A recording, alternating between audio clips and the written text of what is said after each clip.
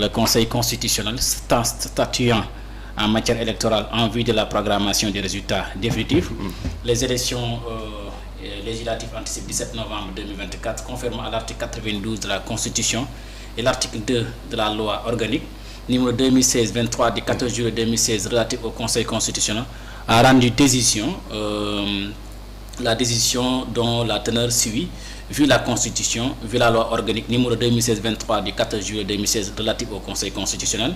vu la loi numéro 2021-31 du 23 juillet 2021 portant code électoral modifié, vu le décret numéro 2024-1980 du 12 septembre 2024 portant dissolution de l'Assemblée nationale, vu le décret numéro 2024-1981 du 13 septembre 2024 portant convocation du corps électoral, vu le décret 2024-1982 du 13 septembre 2020 portant répartition des sièges des députés à élire au scrutin majoritaire départemental pour les élections législatives anticipées du 7 novembre 2024, vu l'arrêté numéro 02-4785 du 7 octobre 2024 portant publication des déclarations de candidature reçues en vue des élections législatives anticipées du 17 novembre 2024, vu la décision numéro 2C 2024 du 10 juillet 2024 du Conseil constitutionnel statuant sur demande d'avis du président de la République, vu le procès verbal de la Commission nationale de recensement des votes du 21 novembre 2024 portant programmation des résultats provisoires des élections législatives anticipées du 17 novembre 2024, vu la lettre numéro 740-2024 PPCAD Flash FM du 22 novembre 2024 du premier président de la Cour d'appel Dakar, président de la Commission nationale de recensement des votes, portant transmission du rapport général de la dite commission sur les résultats provisoires des élections législatives anticipées du 7 novembre 2024, vu les procès-verbaux des commissions départementales de recensement des votes, des listes d'émargement, les feuilles de dépouillement, les documents des bureaux de vote et les autres pièces du dossier, le rapporteur ayant été entendu.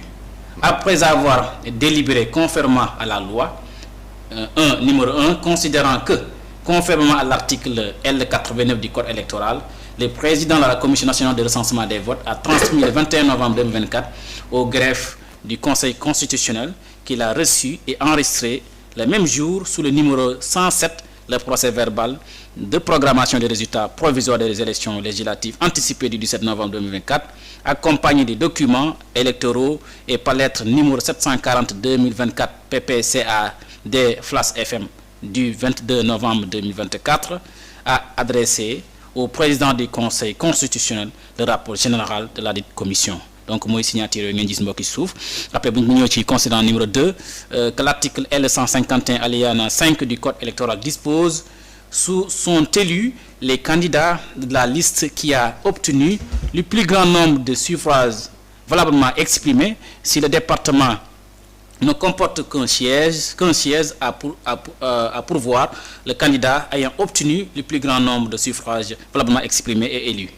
Que l'article L153 du même code précise, pour le scrutin proportionnel sur une liste nationale, il est appliqué le système du quotient national pour déterminer ce quotient. On divise le nombre total des suffrages valablement exprimés par le nombre de députés à élire pour ce scrutin. Autant ce quotient est contenu dans le nombre de suffrages obtenus pour chaque liste ayant celle-ci obtient des candidats élus. La répartition des restes se fait selon le système des plus forts restes. 3. Considérant qu'en application de ces dispositions, la Commission nationale de recensement des votes a procédé à la répartition des sièges et publié les résultats du scrutin. Considérant 4, que l'article L194 du Code électoral dispose que en son alinéa première, si aucune contestation relative à la régularité des opérations électorales n'a été déposée au greffe du Conseil constitutionnel par l'un des candidats dans les 5 jours suivant la programmation provisoire, le Conseil constitutionnel déclare les députés définitivement élus. Les résultats définitifs des élections législatives font l'objet d'une publication dans le journal officiel, bureau de vote par bureau de vote. Cette publication est faite sur Internet ou par tout autre moyen de communication Considérant 5 qu'aucune contestation n'a été déposée au greffe du Conseil constitutionnel dans le délai prescrit par l'article L0194 précité. Après avoir procédé aux ajustements et redressements nécessaires, décide, article 1er, les résultats définitifs du scrutin pour les élections législatives anticipées 17 novembre 2024 s'établissent comme suit. Électeurs inscrits 7 371 891, votants 3 650 120, bulletins nuls 26 487, suffrages valablement exprimés 3 623 633, conscient national 68 370,43, taux de participation 49,51%. Ont obtenu mooy entité indépendante Andi Liggéey 0 député, coalition Sénégal kese benn député liste nationale, coalition RV Natangué 0 député, entité indépendante Union démocratique 0 député, coalition pôle alternatif benn député, un député, coalition Xale Yoon Wi 0 député, parti Union citoyenne 0 député, coalition Jubbanti 0 député, coalition And si Kóolute un député, ñëwaat ci entité indépendante Al Azhar moom 0 député, ñëwaat ci coalition Nafoore 0 député, coalition Union nationale 0 député, indépendant Sàmm Sa Gafaka 0 député, coalition Waref 0 député, coalition Action 0 député, indépendant Union Natal 0 député, coalition Dundu 0 député, coalition La Marche des territoires 1 député, entité indépendante 1 député, coalition Manko Liggéeyal Sénégal 0 député, coalition Dekkal Teranga 0 député, And Liggéeyal Kadi 0 député, parti Ensemble pour le Sénégal 0 député, coalition And Bessal Sénégal benn député, parti Garab ADS 0 député, entité indépendante coalition Gox Yi 0 député, coalition républicaine 0 député, coalition Defar Sa Gox 0 député, coalition fédération 0 député et parti alliance 0 député, parti PASTEF national 29 députés, département autant de moi,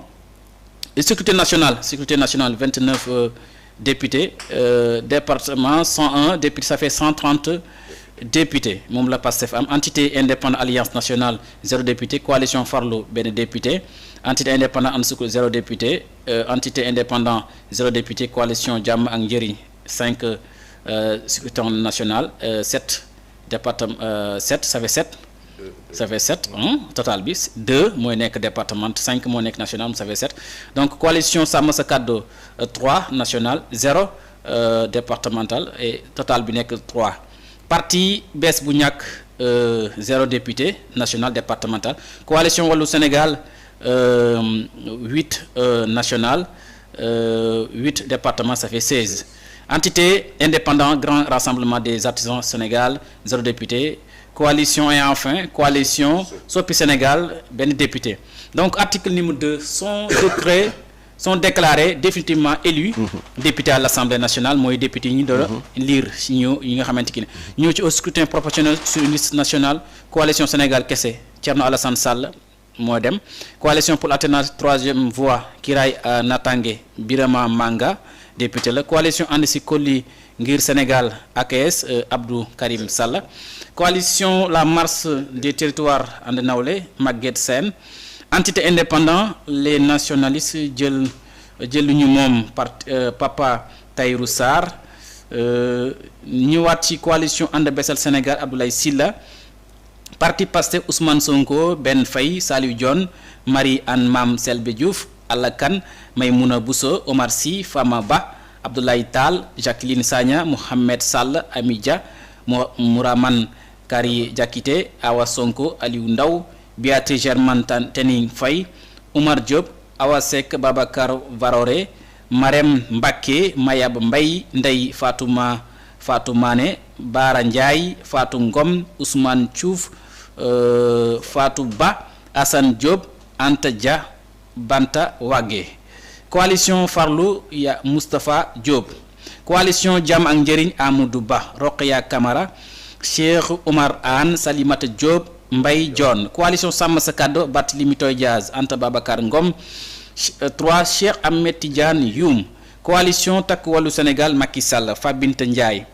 Mamadou Lamine Thiam Aïssata Tall Sall. Amadou Mame Diop Thierno Thérèse Faye Mouhamadou Ngom Fatou Sow. Coalition Soppi Sénégal Tafsir Thioye. Au scrutin majorité départementale Adama Diallo. Pastef Abbas Fall Mame Mariama Bari Mame Mariama Ndari El Hadji Ababacar Tambédou Marine Hélène Ndofène Diouf El Hadji Ousmane Fall Ndak Thiam Abdourahmane Diouf Ramatoulaye Bodian Mamadou Sey Mohamed Sira Souane Ramatoulaye Ngom Babacar Ndiaye Safiatou Malick Ndiaye Ibrahima Mbeng Mame Diarra Bey Matar Silla Yungar John Khady Sarr Badara Diouf Sokhna Diarra Thiaw Aliou Sène Koumba Ndiaye Cheikh Thioro Mbacké Fatma Mbodj Amadou Lo Khady Sow Jogomay Diaw ñu continuer ba tey Cheikh Faye ba tey ci Pastef Ami Ndiaye Assoumana Sarr Mariama Kouli Samba Dang Momad Talla Ndaw Maymouna Dieng El Hadji Gueye Ndeye Awa Dieng El Hadji Diop Ismaïla Diop Rokhaya Ndiaye Aline Badara Ndiagne Massamba Dieng Antia Dieng Abdoulaye Sow Mamadou Lamine Souare am Diata Diaby Yoba Balde Ndeye Marie Sané Buli Doucouré Diary Ba Ibou Gueye Safiatou Sow Daba Wagna Ousmane Diop Malick Ndiaye Say Cissé Serigne Abdoul Ahad Ndiaye Marème Fall Ibrahima Mbodj Marème Diamanka Seynabou Yassine Samb Alioune Dieye autant de mots Alioune Dieye Insa Danfa Awasi Chérif Ahmed Diko Sona Kendi Soli Mohamed Ayeb Salib Dafé Olemata Bayo Adama Tandikoro Boy na Babi Moussa Mbaye Awa Sow Madi Danfaxa Maysawo Mamadou Lamine Diahité Félicité Boungane Sarr ñi continue Djibi Ciss Ami Dabo Amadou Ba oui Fatma Gueye Abdoulaye Faye Anne Maris Yacine Tine Ousmane Ciss Grace Faye Bakary Diédhiou Ousmane Sonko Alphonse Man Sambo Guy Marius Sagna Oulimata Sidibé Lamine Faye Daouda Ndiaye Ndeye Ndiaye Alassane Niang Amadou Lamine Diouf Aïcha Touré Younoussou Sissoko Abdoul Kadir Sonko Fatou Diop Cissé Samba Diouf Amadou Diallo Awa John Fodé Mané coalition Jàmm ak Njëriñ ñi ñëw ci moom ci départemental bi yaa Moussa Amadi Sarr ak Nafi Kané mooy ñaari ñooñu coalition Takku Wallu Sénégal départemental Daouda Dia Rakki Diallo Mamadou Diaw Aïssatou Ousmane Diallo Amadou Diallo Sokhna Ba Baran Fofana Djimo Souare. Article 3. Les résultats définitifs des élections législatives par bureau de vote seront publiés au journal officiel de la République du Sénégal et sur le site web du Conseil constitutionnel. Article 4. La présente décision sera affichée au greffe du Conseil constitutionnel et publiée au journal officiel de la République du Sénégal, délibéré par le Conseil constitutionnel en sa séance du 27 novembre 2024, où siégeait M. Mamoudou Badio Camara, président, Madame Aminata Ly Ndiaye, vice-président, M. Mouhamadou Diawara, Youssoufa Diaw Mbodj, Madame Awa Dieye, M. Cheikh Ndiaye et Cheikh Ahmed Tidiane Koulibaly, membres, avec l'assistance de Maître Ousmane Ba, chef du greffe. En foi de quoi la présente décision est signée par le président, les vice-présidents, les autres membres et les chefs de grève. Donc mbokk yi tey la décision conseil constitutionnel bi génn na def na programmation définitive des résultats des élections législatives yi nga xamante ni moom la jàppoon le 17 novembre 2024.